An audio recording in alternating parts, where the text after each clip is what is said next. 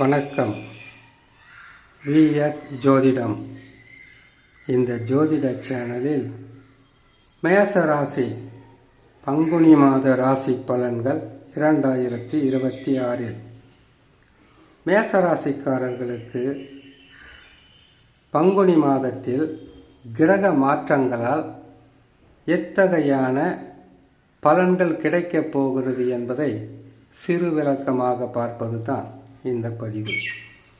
மாதந்தோறும் உபகிரகங்கள் என்று சொல்லக்கூடிய சூரியன், சந்திரன், செவ்வாய், புதன், சுக்கிரன் இந்த 5 கிரகங்களையும் வைத்து மாத பலன்களை பார்ப்பதுண்டு. இவைகள் உபகிரகங்கள். உபகிரகங்கள் நல்ல நிலையில் அமர்ந்தால் தொழிலில் லாபமும், குடும்பத்தில் சந்தோஷமும், சரளமான பணப்புழுக்கமும் இருக்கும்.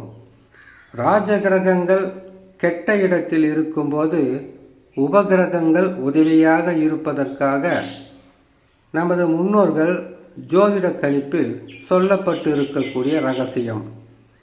உபகிரகங்களும் சரியில்லாமல் போனால்தான் பல வழிகளிலும் கஷ்டங்களை நாம் அனுபவிக்கக்கூடிய ராசியாக மாறிவிடும்.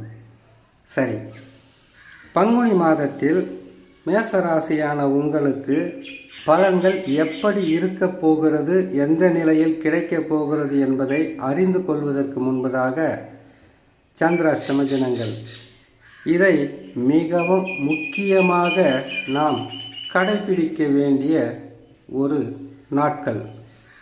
சந்திராஷ்டம தினங்கள் என்பது 2.25 நாட்கள். அந்த 2.25 நாட்களில் மிகவும் பொறுமையாக செயல்பட வேண்டும். எவ்வளவோ வேலை இருக்குது வாழ்க்கையில். 2.25 நாட்கள் என்பது எந்த வேலையும் செய்யக்கூடாது என்பதற்காக சொல்லக்கூடியதல்ல. புதிதாக எதையும் செய்யக்கூடாது. செய்யக்கூடாதவை என்றது பார்த்தீங்கன்னாக்கா, இந்த சந்திராஷ்டம தினங்களில் புதிதாக தொழில் தொடங்கக்கூடாது. ஏற்கனவே செஞ்சுக்கிட்டு இருக்கிற வேலையை செய்யலாம். புதுசாக ஒரு புதிய தொழிலோ வியாபாரமோ எதையும் ஆரம்பிக்கக்கூடாது. 2வதாக பணம் கொடுக்கல் வாங்கல் அதை செய்யாமல் இருப்பது உத்தமம். 3வதாக இந்த சந்திராஷ்டம தின நாட்களில் வண்டி வாகனங்களில் வேகமாக செல்லக்கூடாது. நாம் வேலை செய்கிற இடத்துலனா இருக்கட்டும், வீட்டிலனா இருக்கட்டும், நண்பர்களிடையே யார்கிட்ட இருந்தாலும் கோபங்களை குறைத்து அமைதியாக பொறுமையாக இருக்கக்கூடிய நாளாகத்தான் சந்திராஷ்டம தினங்களை சொல்லப்பட்டிருக்கிறது. ஆகவே இந்த 2.25 நாட்களில் புதிதாக எதையும் செய்யாமல் பொறுமை காப்பது நன்மையை தரும். சரி, சந்திராஷ்டம தினங்களை பார்க்கலாம். வருகின்ற 5ஆம் தேதி 4ஆம் மாதம் 2026 பங்குனி மாதம் 22ஆம் தேதி ஞாயிற்றுக்கிழமை மாலை 5:03 விருச்சிக ராசியில் சந்திர பகவான் சஞ்சாரம் செய்யும் போது மேசராசியான உங்களுக்கு சந்திராஷ்டம தினங்கள் ஆரம்பமாகும். சந்திராஷ்டம தினங்களிலிருந்து விடுபடக்கூடிய நாட்களாக வருகின்ற 7ஆம் தேதி 4ஆம் மாதம் 2026 பங்குனி மாதம் 24ஆம் தேதி செவ்வாய்க்கிழமை இரவு 4:45 தனுசு ராசியில் சந்திர பகவான் சஞ்சாரம் செய்யும் போது சந்திராஷ்டம தினங்களிலிருந்து விடுபடக்கூடிய நாட்களாக இருக்கும். இம்மாதத்தில் கிரகங்கள் மாற்றம் பெற்று தருகின்ற பலன்களை பார்க்கலாம்.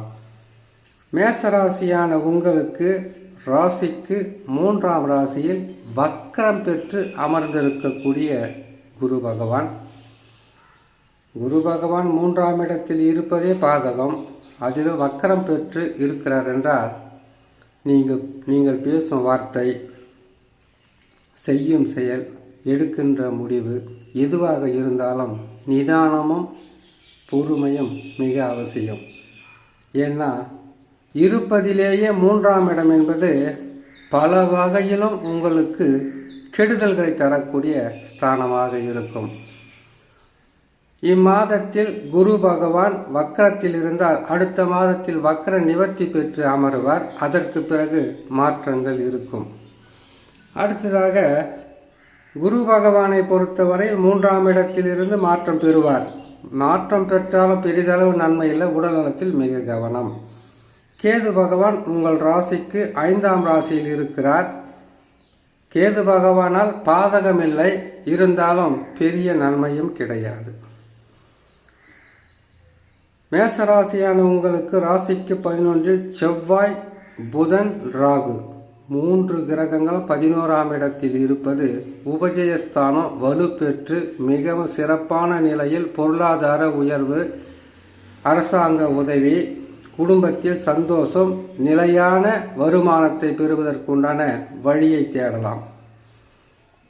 அது மட்டுமல்ல, சூரியன், சுக்கிரன், சனி 3 கிரகங்களும் இணைந்து ராசிக்கு 12ஆம் இடத்தில் இருக்கின்ற இந்த காலகட்டத்தில் சூரிய பகவான் சனியுடன் சேர்ந்து இருப்பதினால் குழப்பமும் தடுமாற்றமும் மன நிம்மதி குறைவான சூழ்நிலையாக இருக்கும்.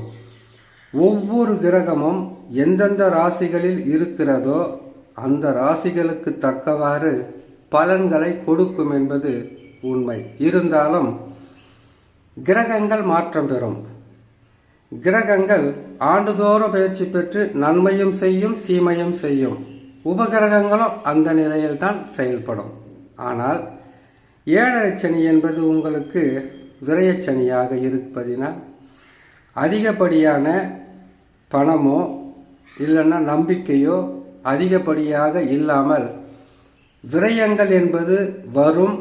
அதை சரி செய்வதற்குண்டான வழியும் பிறக்கும்.